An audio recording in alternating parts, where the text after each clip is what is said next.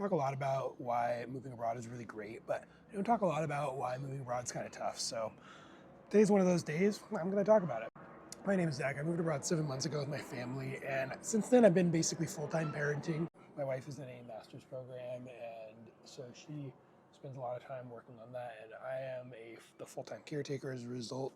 For the most part, I spend most of the time with my children, and while my wife does a good job of helping, and I appreciate her help, I don't get a lot of time for myself. The nature of slow traveling or just doing what we're doing and not having a place for your kids to go to school or anything like that, and doing all the education at home is that you are with them 24/7, 7 days a week. And while that's amazing, and there's so many ways that we are blessed to be able to do that, there are definitely downsides to spending that amount of time with your children.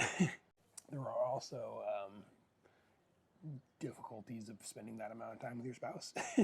One of my creators that I watch that I enjoy, they're a van life creator. They bought a van like 2.5 years ago, refurbished it. It was the first 6 months, and then they lived in it for the past 2.5 years or 3 years or whatever. And they just broke up because they spend so much time with each other in a tiny, tiny van. And I'm like, yeah, no, I understand. I don't think we're on that path. I think we're a rock solid couple. I think we've got our stuff wired tight, but I also understand how just cabin fever and spending so much time with one another, it can get to you. So what I'm ultimately saying is you need to be rock solid before you make a decision like this because of how challenging it can be. My wife and I have good communication and we do a good job of balancing each other, but even we get at each other from time to time.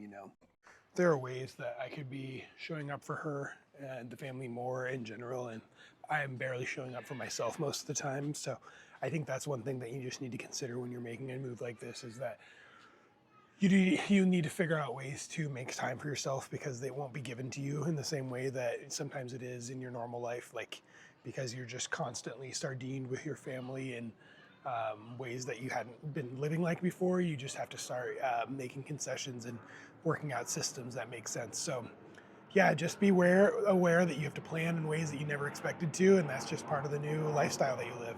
If you have any questions, feel free to ask them.